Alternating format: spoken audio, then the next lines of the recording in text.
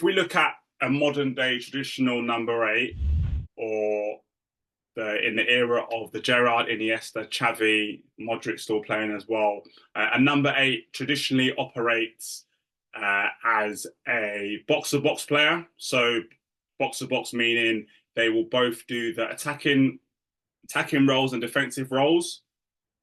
But more so recently, the number 8 role has evolved and developed in where players will play within the so-called half spaces and within the channels. So a great example of this would be Kevin De Bruyne. So if we look at his heat map, this was a game. This was a game against West Ham last season. You can see how all the dots. So we're looking from him going towards his attacking up where the arrow is here. We're looking at a lot of his play was done in the opposition's midfield and attacking third, and then some of his play was done in his defensive third. And if we look at De Bruyne and where he picks up a lot of his position and does a lot of his damage, is mainly done within the left-hand channel of the half space, here where my arrow is here, and then we can see around the central area here. Okay, so as the role has now developed and evolved for players to operate either in the right side channel or sometimes also in the left-hand channel as well. Okay, but then also remembering that when we go forward and when we attack, we also need to have the discipline of the defensive side to also do the tackling, the interceptions, the blocks, the breaking down of play as well within the role.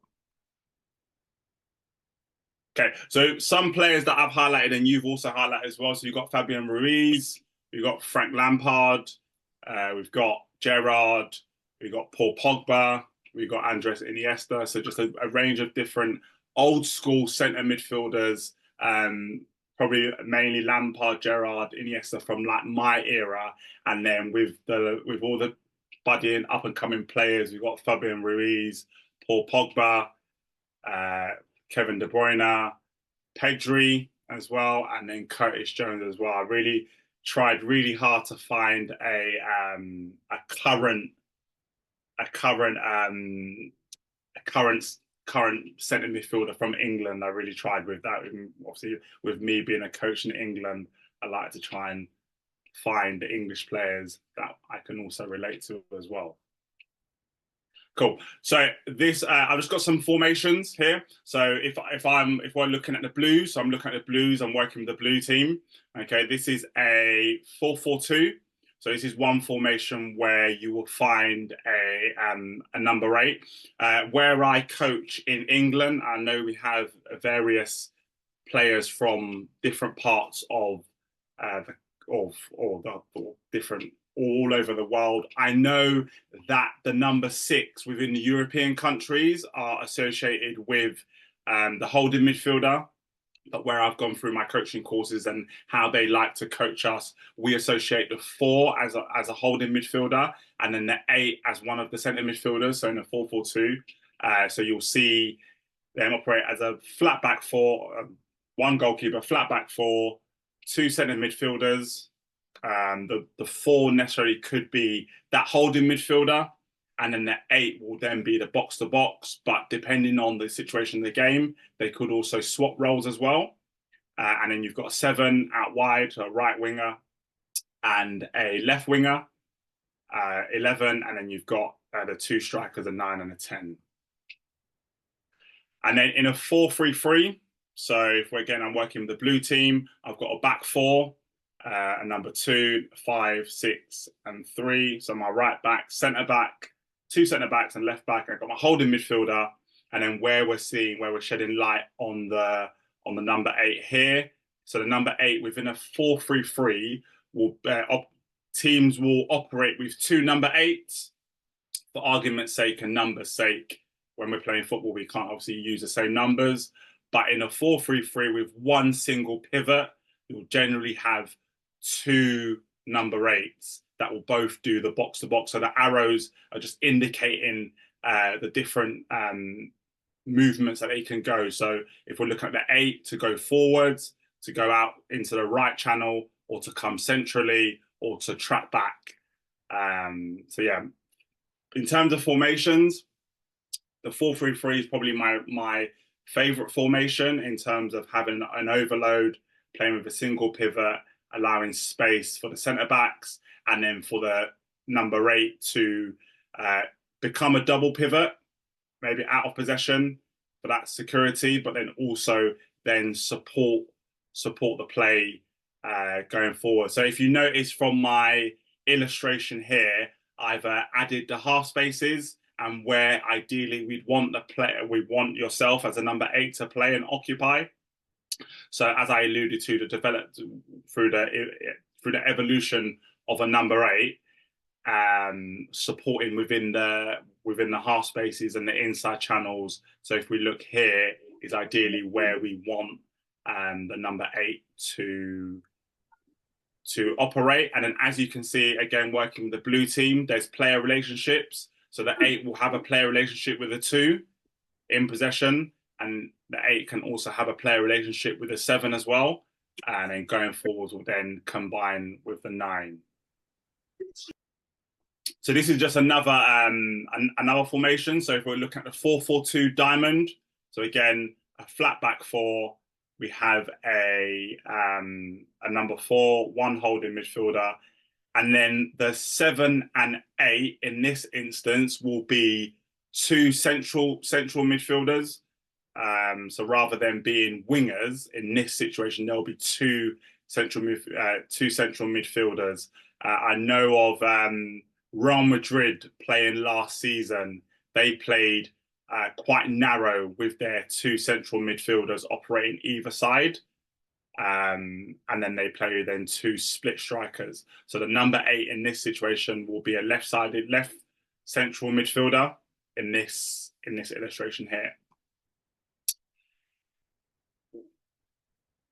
Okay, so I've just got this next I've just got some roles and responsibilities of a number 8 that we can unpick.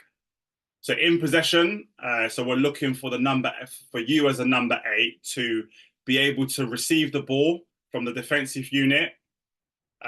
So if I go back to the clip here of the 4-3-3, okay, so how well can they?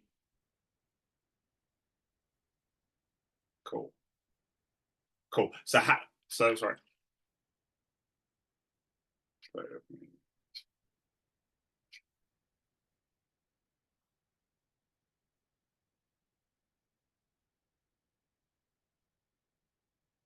Okay. Cool. So if I'm looking at the number 8 in a 4-3-3, so how well can they link and receive the ball from either the number 2, from the 5, to receive the ball from the defensive unit and then build the attack and create the attack?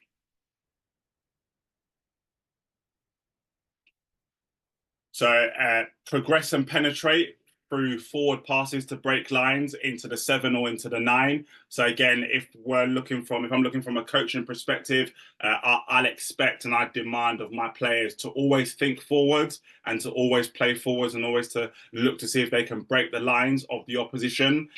So when they receive the ball from the defensive unit, is the first thought to make sure their body shape is correct, receiving the ball on the half turn, on their back foot to play forward, and then look to break the lines into their attacking unit.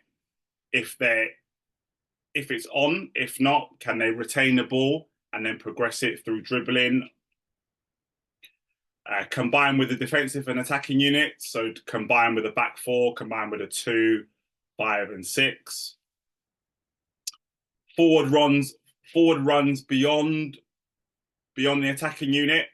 So if I link back to my 4-3-3.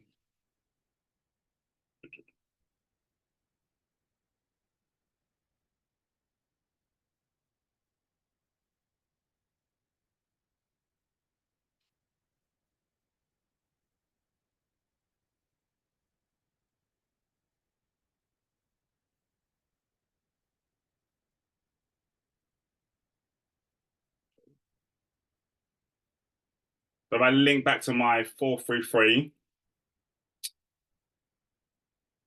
can you as a number 8, can you make runs beyond the number 9 if the number 9 drops short for the ball? If the number 9 drops short before the ball, are you able to run in behind and then receive the ball? If the ball's here, receive the ball either from the 4 or from the 10 or even from the 7 and make that forward run into the space and recognize where you can exploit the space. Okay.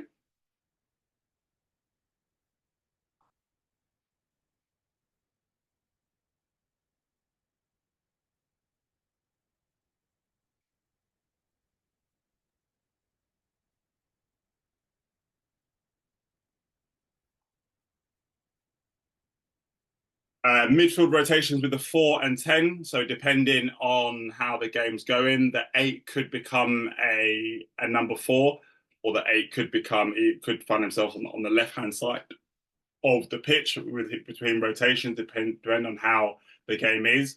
Okay, can they look to play passes through, around, into, or beyond, or onto or beyond the opportunity? So can they play through into the 9? Can they play around into the 2 or 7?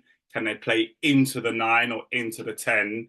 Or can they go beyond if it's going to go direct into the 9? So different range of passes that as a number 8 within a team that you play will be the given the expectation of what you should and want to do.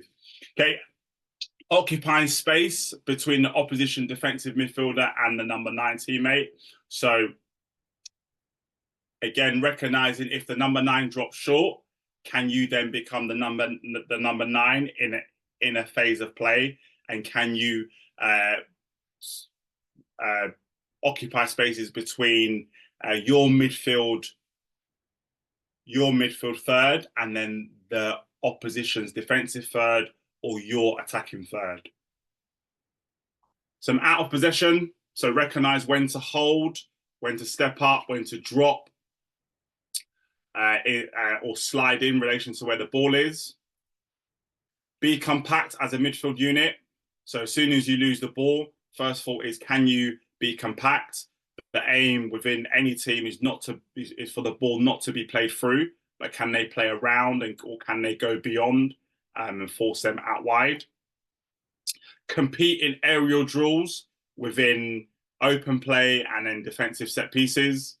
Compete in 1v1 duels, so having that combative strength, the physical strength to compete in duels. Press and mark opposition midfielder. So again, if you're playing a 4-3-3 into versus a 4-2-3-1 or 4-4-2, can you identify who you need to mark?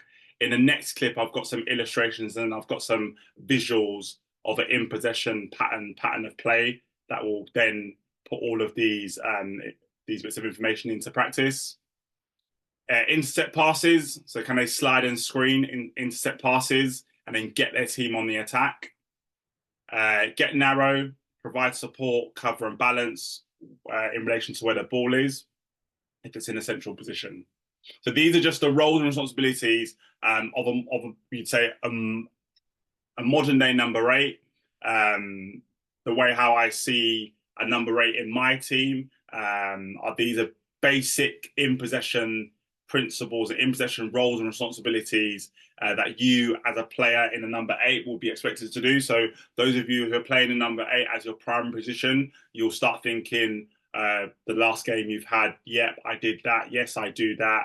Yes, I do that. Yep, I need to do more of that. So these are just roles and responsibilities of a number 8 in and out of possession. And then as we come towards the end of the presentation, I'll give you an opportunity to ask me questions and delve a bit deeper into what I've said. And then lastly, win second loose balls in the midfield. That will be a priority as a